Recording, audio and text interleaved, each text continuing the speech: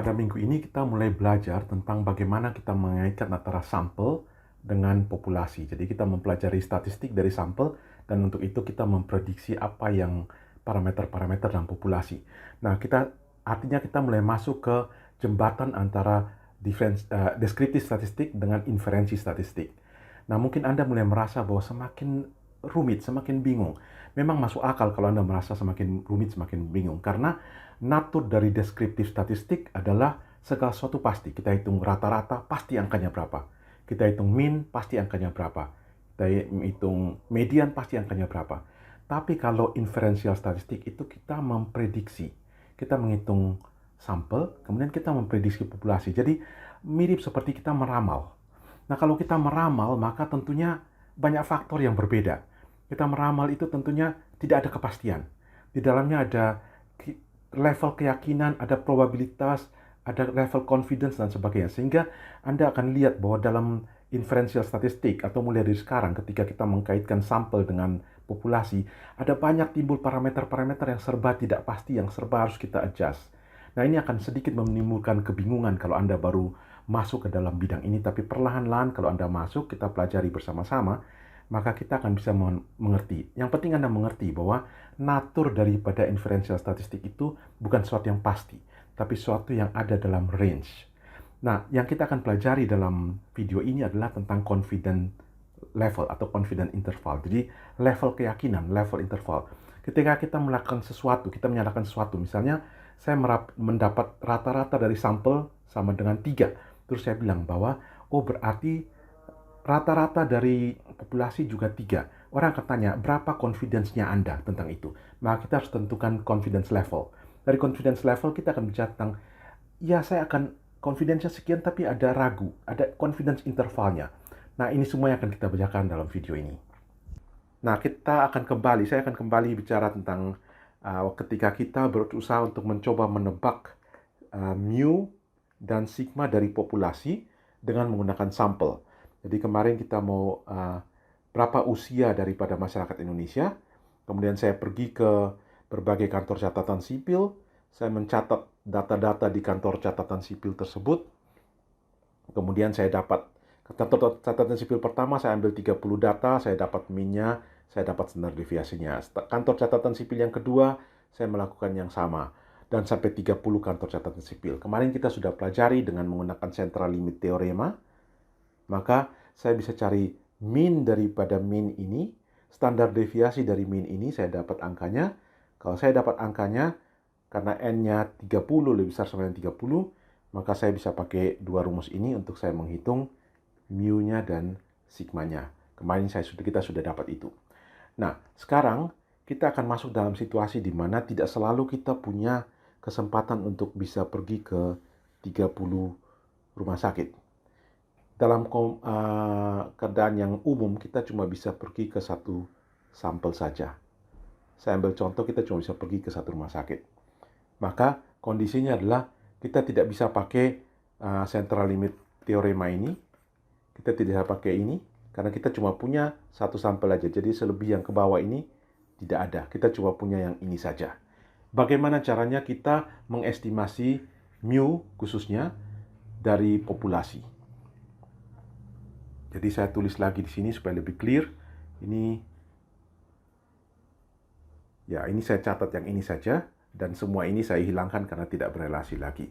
Jadi saya punya N30, satu sampel saja, satu rumah sakit saja, bukan rumah sakit, satu kantor catatan sipil saja, N-nya 30, saya dapat min-nya 27 dan standar deviasinya 7,9.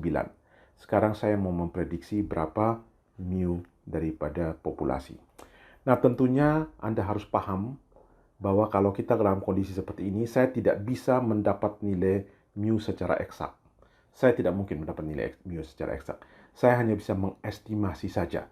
Dan saya juga tidak bisa mengestimasi nilai yang pasti. Yang saya bisa mengestimasi adalah range dari mu. Jadi mu itu dari berapa sampai berapa. Jadi mu dari nilai berapa sampai nilai berapa. Itu saja yang saya bisa estimasikan. Saya tidak bisa sebut nilai yang pastinya. Nah, untuk mengestimasi nilai mu dari berapa sampai berapa itu, kita akan pakai rumus yang ini. Jadi, Mu adalah mean dari sampel kita, jadi yang ini 27,0 plus minus, jadi ini minus, ini plus gitu ya. Plus minus dari standar deviasi 7,9, ini juga sama 7,9, dibagi akar dari N, akar dari 30. Dikali dengan satu angka di sini, critical value, yang saya sebut T N-1. Kita harus tentukan Tn-1 dan berapa. Kita sudah dapat mean dari sampel, kita sudah dapat standar deviasi dari sampel, kita bisa hitung range daripada mu. Nah, T dari N ini ditentukan oleh apa? Ditentukan oleh dua hal. Yang pertama ditentukan oleh ini, N-1. N adalah 30. Jadi N sama dengan 30. Kalau ini harusnya N kecil ya. Di slide sebelumnya juga harusnya N kecil, bukan N besar. N sama dengan 30, maka N-1 sama dengan 29. Ini diberi nama sendiri. Namanya degree of freedom. Degree of freedom. Atau derajat kebebasan. Jadi, pertama kita harus menentukan derajat kebebasannya berapa. Dan itu gampang dihitung, cuma N kurang 1. Selalu seperti itu. Yang kedua adalah kita harus menentukan berapa confidence level kita. Kita mau seberapa confidence-nya kita pada range yang akan kita ketemu ini. Nah, itu kita tentukan dalam persen. Misalnya saya tentukan, katakanlah saya mau 90% confidence. Artinya nanti dari distribusi X ini, walaupun saya tidak punya distribusi X, tapi kalau misalnya saya punya distribusi X, begitu, maka saya dapat range-nya mu ada di sekitar situ yang 90%. Itu namanya confidence level-nya 90%. Oke, kalau confidence level 90%, maka di sini akan tinggal 5%, di sini akan tinggal 5%, atau kita sebut kondisi two tail. Jadi ekornya ada dua, two tail-nya itu 5%. Jadi kita cari two tail-nya berapa, 5% itu, kemudian kita cari degree of freedom-nya. Setelah kita tahu degree of freedom 29, two tail-nya ini biasa disimbolkan dengan alpha, adalah 0,05, maka kita cari ini di tabel T, distribusi T. Nah, saya sudah tunjukkan di sini. Ini adalah tabel distribusi T. Anda bisa lihat di sini, karena kita cari two tail-nya 0,05 tadi ini ya. Betul, ini 90% confidence level. Kemudian degree of freedom-nya kita cari 29. Jadi di sini 29 0,05 ini ya, ada di kolom yang ketiga. Betul. Kita cari 29 berarti ini. 1,699. Itulah Tn-1 kita. Maka Tn-1 kita ini 1,699. Kalau saya sudah dapat Tn-1-nya, maka saya bisa hitung sekarang. Jadi mu saya range-nya dari 27,0 tambah 1,699 kali 7,9 akar 30 sampai yang sama, cuma bedanya ini plus, ini minus. Ini range-nya. Kalau saya hitung, maka saya akan ketemu range-nya ada di mu 27,0 tambah 2,45 dan 27,0 kurang 2,45. Atau kalau saya hitung lebih detailnya lagi, saya akan ketemu mu saya range-nya dari 24,55 sampai 29,45 dengan 90% confidence level, atau saya sebut 90% confidence interval dari mu adalah 24,55 sampai dengan 29,45. Saya tidak tahu pasti di mana, tapi saya 90% confidence bahwa mu ada di range ini. Itulah artinya dari confidence interval. Nah, sekarang saya akan tunjukkan kasus bagaimana kalau misalnya saya punya confidence level yang lebih tinggi. Katakanlah saya ingin confidence, kasusnya masih sama, saya ingin ini N, confidence level saya adalah 95%. Karena 95%, ini 95%, maka 5% dibagi 2 ini 2,5% atau 0,025. Maka saya pergi ke tabel 29 0,025. Sepertinya yang ini. Kalau kita lihat ke atas, ya ini 0,025 untuk kuantil, atau kita lihat di sini ya 95%. Oke. Kita akan turun ke bawah. Jadi begini, mungkin lebih baik saya jelaskan. One tail sama two tail bedanya di mana? Jadi kalau distribusinya begitu, kalau disebut 0,025 one tail, berarti kita ingin di sini 0,025.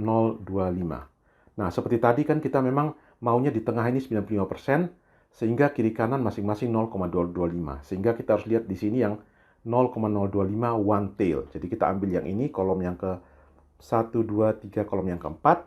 Kita degree of freedom-nya 29. Kenapa 29? Karena tadi N-nya 30. Jadi ini angka kita 2,0 yang ini ya, 2,045. Sehingga saya akan hitung di sini. Mu saya ada di X bar-nya tetap sama, S-nya tetap sama, akar N-nya tetap sama, cuma T kritikalnya 2,045. Kalau saya hitung, maka saya ketemu untuk 95% confidence interval, saya yakin mu itu ada di sekitar nilai ini dengan 95% confidence. Jadi seperti itu ya. Anda lihat, kalau saya semakin confidence semakin tinggi, tadi 90% confidence, 90% confidence ini 24,5, 5 sampai 29,45. Sedangkan kalau saya 95% confidence ini akan semakin lebih lebar. Jadi 24,05 sampai 29,95, hampir 30. Bagaimana kalau saya confidence levelnya saya turunkan? Katakanlah saya ingin confidence levelnya cuma 50%. Kalau confidence levelnya 50%, saya yakin saya bisa mempersempit ini. Tapi confidence-nya makin rendah. Jadi sini saya mau confidence level saya 50%. Confidence level 50% berarti one tail-nya adalah 0,25. Kita ke sini, kita lihat di sini one tail-nya mana yang 0,25. Ini ya 50%. Kita lihat degree of freedom-nya yang 29. Saya dapat 0,683. Maka saya akan hitung dengan T kritikalnya 0,683. Dengan cara hitung yang sama, saya ketemu mu-nya lebih sempit. Anda lihat tadi lebih lebar, sekarang 26,01 sampai 27,99. Saya bisa mempersempit range dari mu. Tetapi confidence level saya makin rendah. Jadi Anda bisa lihat di sini trade-off antara confidence level dengan range. Kalau confidence levelnya kita mau semakin confidence, maka range-nya akan makin lebar. Kalau kita mau confidence level kita makin rendah, kita bisa mempersempit dari range dari mu. Artinya saya tidak tahu mu-nya berapa, tapi ada di sini dengan confidence 50% saja. Begitu. Nah, sekarang bagaimana saya ingin mempersempit dengan confidence level yang tinggi? Tidak ada pilihan lain, saya harus meningkatkan N saya. Ini saya contohkan di sini, misalnya N-nya 100. Kita pergi ke kantor catatan sipil, kita ambil data dari 100 data orang yang meninggal supaya kita tahu rata-rata usia rakyat Indonesia. Maka tentunya saya hitung ulang, karena saya dapat min yang baru, saya dapat standar deviasi yang baru. Jadi min saya sekarang 28,2, standar deviasinya 7,4. N-nya sekarang 100. Saya akan cari TN untuk 95%. Tentunya di sini degree of freedom saya 99 karena N saya adalah 100. Maka saya kembali ke tabel tadi. Oke, saya akan pakai kolom yang ke 1, 2, 3, 4. Karena 95% confidence level. Kemudian saya akan pakai yang ini, 1,987.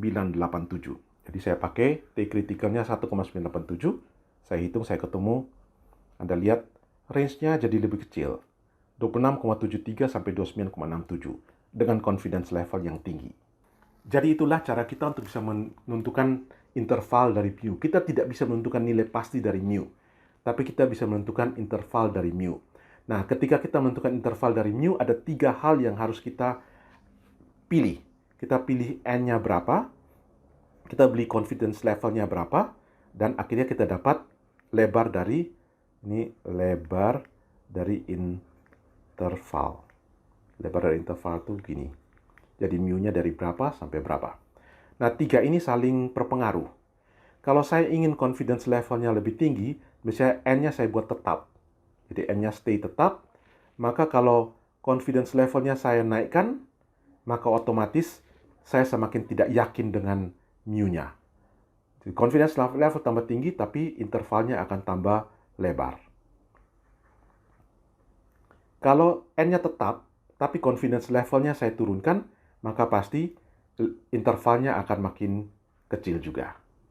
Sebaliknya, kalau saya confidence levelnya saya tetap saja, katakanlah 95, saya naikkan jumlah N-nya, maka otomatis intervalnya akan makin kecil, semakin presisi.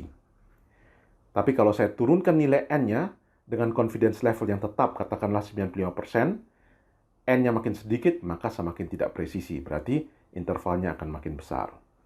Saya harap dengan penjelasan ini Anda bisa mengerti kaitan antara tiga hal ini. N, confidence level, dan lebar dari interval. Dalam kita menggunakan data dari satu sampling saja dengan size tertentu untuk mengestimasi range dari interval atau range dari mean populasi. Nah, dengan demikian saya harap Anda sudah tahu tentang apa itu confidence level, bagaimana menghitungnya, dan yang lebih penting adalah Anda tahu kaitan antara toleransi atau interval dengan confidence level. Jadi misalnya orang katakan, oh hasil penelitian saya itu cuma plus minus 1, sangat akurat plus minus 1. Hasil penelitianmu lebih jelek karena plus minus 5. Kita bertanya dulu, yang plus minus 1 itu confidence levelnya berapa? Kalau dia plus minus 1 tapi confidence levelnya 0,5 atau 50%, dibanding saya yang plus minus 5, keakurasiannya plus minus 5, tetapi confidence levelnya 95%. Mana yang menurut Anda akan lebih Anda pilih?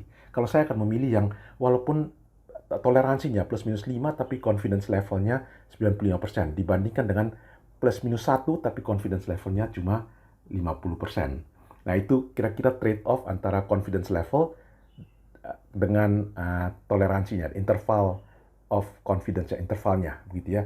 Nah, kalau Anda bicara tentang jumlah sampelnya, tentunya kalau kita menaikkan jumlah sampel, maka kita akan mendapat kesempatan untuk kita bisa dengan confidence level yang lebih tinggi, tapi toleransinya bisa lebih kecil. Kita akan lebih banyak belajar tentang ini lagi ketika kita masuk dalam video-video selanjutnya.